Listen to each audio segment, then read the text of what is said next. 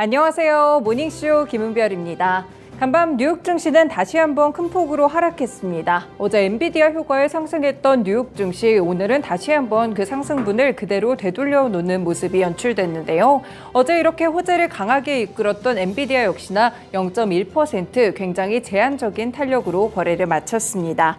시장에서 지금 상승이 필요한 것은 단기적인 호재라기보다는 시장의 고민거리들을 해결해 줄 수 있는 장기적인 호재라고 볼 수 있는데요. 그래서 잭슨홀 미팅에서 나오는 발언들을 이 주말 중에 체크를 해보실 필요가 있겠습니다. 이 파월 의장의 발언을 앞두고 일단은 시장에서는 긴장감이 조금 더 감도는 상태였고요. 연준의 방향성 앞으로 어떻게 될지 조금 더 면밀하게 보셔야 되는 가운데 주말 중에 또 전에 있었던 뉴스부터 먼저 체크해 보겠습니다. 네, 첫 번째로는 여는 총재들의 발언에서 조금 연준의 방향성에 대한 힌트를 얻을 수 있지 않을까 싶은데요. 먼저 수잔 콜린스 보스턴 여는 총재는 현지 시간으로 24일 연준이 추가로 금리 인상이 필요할 수 있고 상당 기간 동안 금리를 유지할 수 있는 지점에 매우 근접해 있을 수 있다라는 멘트를 했습니다. 콜린스 총재는 이날 와이오밍주의 휴양지인 잭슨홀에서 개최하는 경제정책 심포지엄에 앞서서 야후 파이낸스와 인터뷰를 진행했는데요. 우리는 상당한 시간금리를 유지해야 할 가능성이 높다고 생각을 하지만 정확하게 지금 정점이 어딘지는 신호를 보내지 않을 것이라고 이야기도 했습니다. 일단 연준위원 중 한 명인 콜린스는 올해 FOMC에서는 투표권을 갖고 있지 않다는 점 체크를 해보셔야겠고요. 일단 콜린스는 파이낸셜 타임즈와의 인터뷰에서는 미국 경제는 인플레이션을 지속 가능한 하향 궤도에 올려올 만큼 아직까지는 둔화하지 않았다면서 할 일이 조금 더 남았다고 이야기를 했습니다. 그렇기 때문에 조금 더 매파적인 기조의 발언이 나왔다는 점 체크해 보실 수 있겠습니다.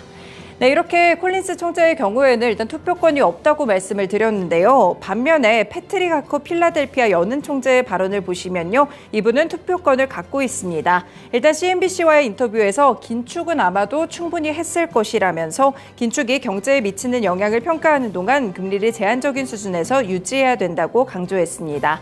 당분간은 긴축이 작동하도록 그대로 내버려 두자, 그러면 인플레이션을 낮출 수 있을 것이라는 입장에 서 있다라고 이야기를 했는데 이 부분은 금리 동결과 조금 더 밀접한 발언이 되겠죠. 이렇게 연준 위원들도 어느 정도 평가가 엇갈리고 있습니다. 일단 시장에서는 금리 동결이 조금 더 유력하다고 보고 있는 가운데 잭슨홀 미팅에서 파월 의장은 과연 어떤 스탠스를 보여줄지 살펴보시면 좋을 것 같습니다.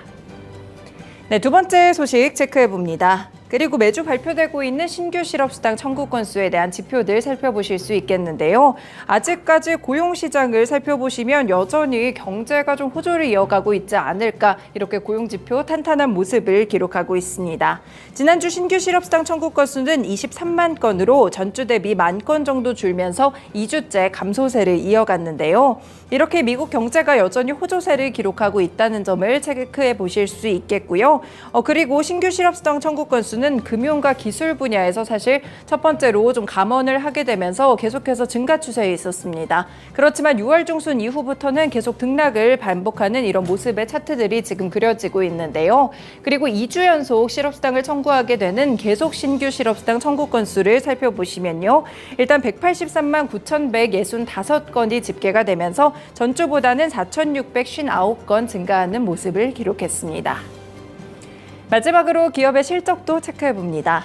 갭에 대한 실적인데요. 소비에 대한 지표 어느 정도 알 수가 있겠죠. 이 갭이 실적을 발표했는데요. 2분기 순이익은 1억 1,700만 달러, 그리고 주당 순이익은 32센트를 기록했습니다.